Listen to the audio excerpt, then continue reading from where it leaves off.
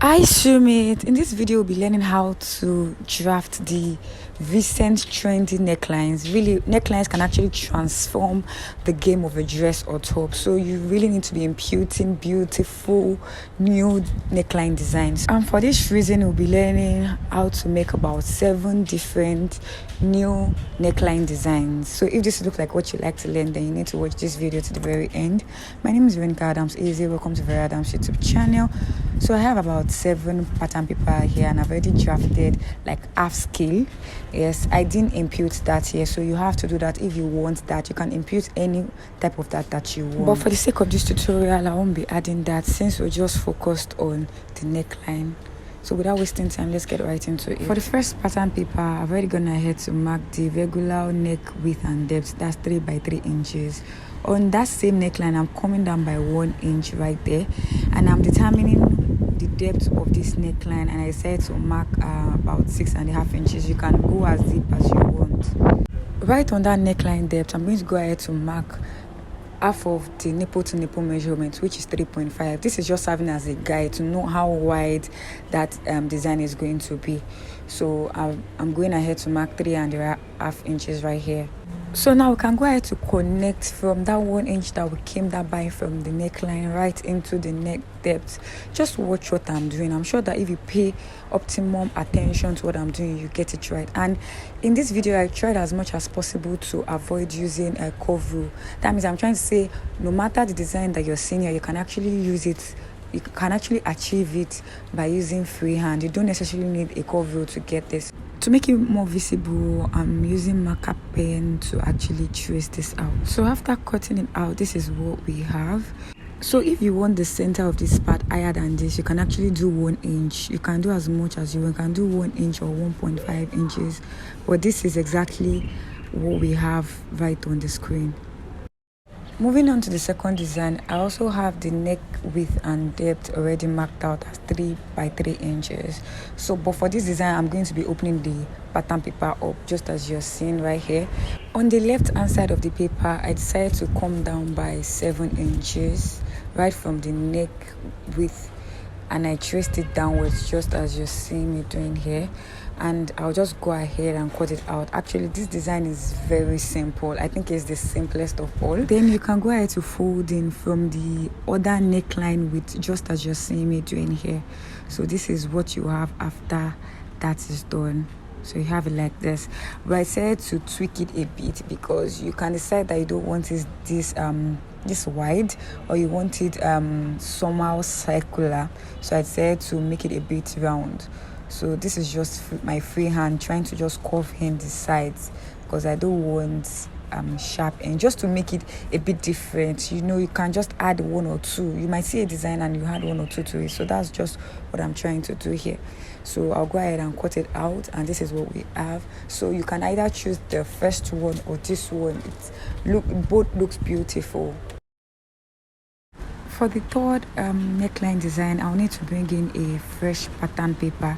So I'm tracing this pattern that I already cut out on it like this because you need it higher. This design is actually an inbuilt high neckline. So for that reason, you see that I left about 2 inches above. So that's the essence, because all the pattern paper that I drafted, there was no allowance at the upper region. So what I'm doing right here is I'm going to go ahead to mark 1.5 inches. You can do 2 inches if you want. And of course, the regular neck width is 3 inches. So I'm extending from the neck width to meet that 1.5 height that I just measured out there. So once that is done, I'll go ahead and determine the depth that I want. So for this, I'll be marking 7 inches. You can make it lower or higher. And then up here, I'm going to go in by 1/2 inch so that this neckline sits well. So once that is done, I'll go ahead and connect it right from the shoulder slope into that 1/2 inch, just as you're seeing me doing here. This pattern can work for both the front and the back, just that the back neckline you can mark 1/2 inch just as I just did here, but for the front neckline it's this other one, this one with 7 inches depth. I hope you understand. I realized that most of the top or dresses I was saying with this high neck usually have this design. So but really there is no limitation when it comes to fashion. You can actually change your neckline depth. You can decide to like be different. You can decide to just make it unique. So even though I was done with this neckline, I decided to make it a bit different. So see what I'm doing. I decided to make it this I don't even know what to call it, this round shape. But anyways, I'll first cut out the initial design that we saw on the screen earlier. So this is, if this is what you want, then this is good. Yeah, but I'm just doing this so that we know that you can actually do a lot of design using this high neck what's it called, this high neck pattern. You can actually make any type of design with this. You can make a U design. You can decide to make it an inverted S, inverted U, whatever. However, I actually prefer the first design to this one, but what I'm just saying here is just do whatever. Just try to go out of the box. So here's the fourth design, and as you can see, I've gone ahead to open up the pattern paper, meaning that this design will need us to open up the pattern paper. I've determined the depth of this design. I already marked 6.5 inches, and I'm connecting right from the neck width of one end, and then from this other end, you see what I'm doing here. So you can pick any side that you want, left or right. So from this other side, I've gone ahead to connect it. So what I'm going to be doing right here is to just form scallops, like a scallop neckline. I eventually divide this line into 4, but I realized that I just wanted it to be divided into 3. I think 3 will be better than the 4. So what I'm doing right here is to measure. I have close to 9 inches, and I'm going to go ahead to divide it into 3. Note that this scallop is not going to extend to the extreme of the neckline, so that it will be easy for us to turn it when we're sewing. So now that I've divided it into 3, I'm going ahead to mark it down. I'll bring in my marker pen to make it more visible, to make the points so that we don't get confused with the initial points that I did earlier. So now that this is done with my free hand, without any calculation or anything, I'm making like a half circle, as you can see. Half cycle, as you can see.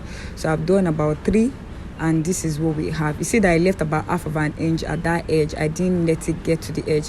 So what I decided to do was just increase this by 0.25. So I am making this last half cycle to be higher than the rest. You can actually leave it as the same, doesn't matter. I'm just trying to just go beyond the usual. So now I'm making it more visible with this marker pen.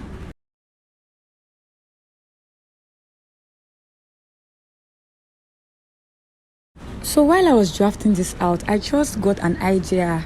Rather than make it a scallop at the upper part, can we just do it interwoven? It has it on the upper part and the lower part.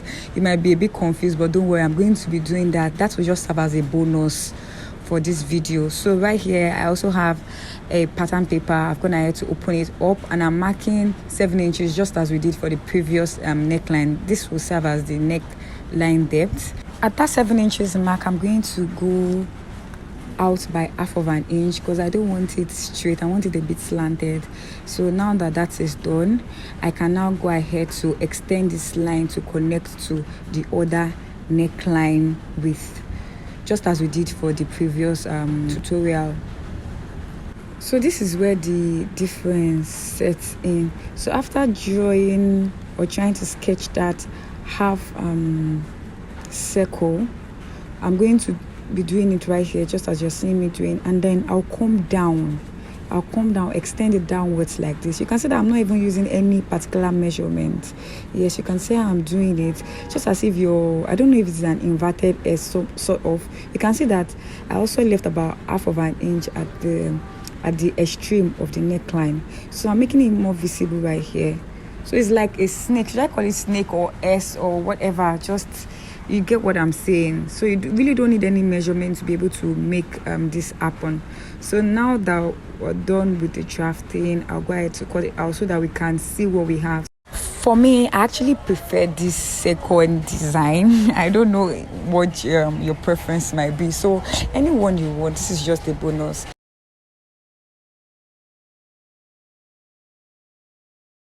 For the fifth design, I'm going to go ahead to mark 1 inch downwards. Yes, from the initial neckline that we already mark here. Remember that we already did 3 by 3 inches, so I'm marking 1 inch downwards.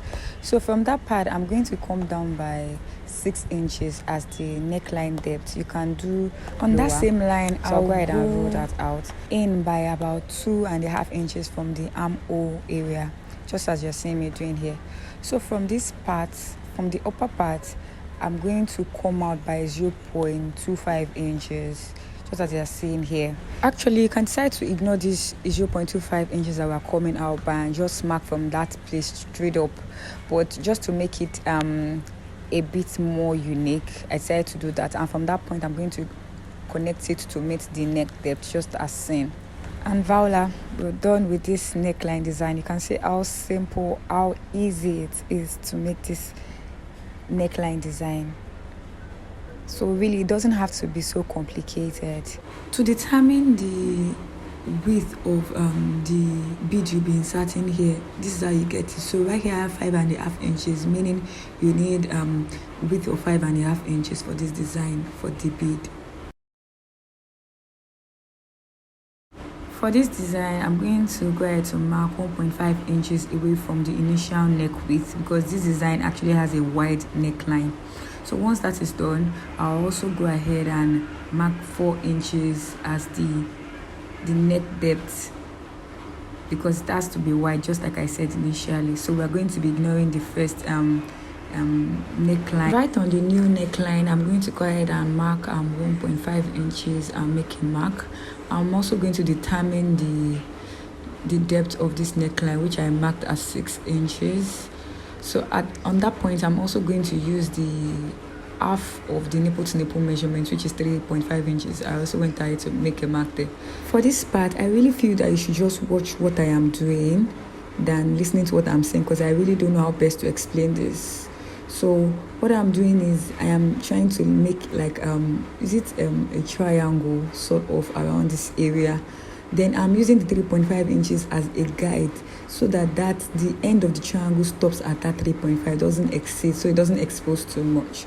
So once I'm already at that point, I can curve it inwards to form a sweetheart neckline at that region. I hope you understand. So from the very edge, I've curved it inwards to come in, then form this shape. I hope you to understand. If you don't, please go ahead and watch it again, and I'm sure that you will. I didn't use any definite measurement. You can just, that's why it is essential that you first work on a pattern paper, so that you can make corrections first before transferring to your fabric. So if you do this and you feel like yours is too wide or too small, you're safe if you're using a pattern paper, so you can adjust it on the pattern paper before transferring to your fabric. I hope this is really useful.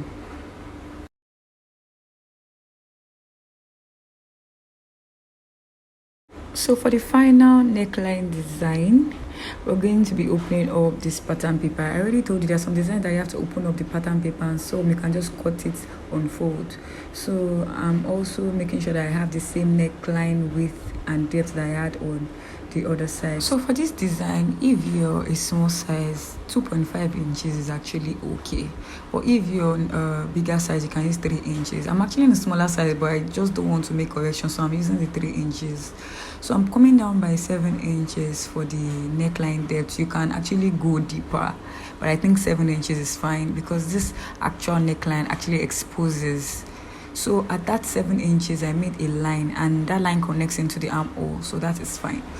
So from that armhole curve, I'm going to go in by 1 inch. In fact, you can even do half of an inch, because this design actually exposes it a lot. So from that 1 inch, I'm going to connect right into the closest neckline, just as you're seeing me doing here. Then from the other neckline, I'm going to go ahead and make something like a curve. You see that it is not like a straight line, it is curvy sort of. So I'm using marker pens to make it more visible. Then I'll connect it right to the other neckline, as you're seeing. So I think it's an asymmetrical, yes, neckline. Please note that this style was designed in such a way that one side there will be really exposure of cleavage. I hope you understand this. So at this point, we've come to the end of this tutorial. I hope you found it useful. If you did, please give it a thumbs up. If you're new to this channel, I want to say welcome. Do well to subscribe. I usually post useful content every week, so do well to turn on your notification bell so that you'll be the first to be notified each time I upload a new video. Kindly let me know which neckline design you found most appealing, and if you have any question, do not hesitate to drop it in the comment section. I'll be there to respond to you. Till I see you in my next one. Bye.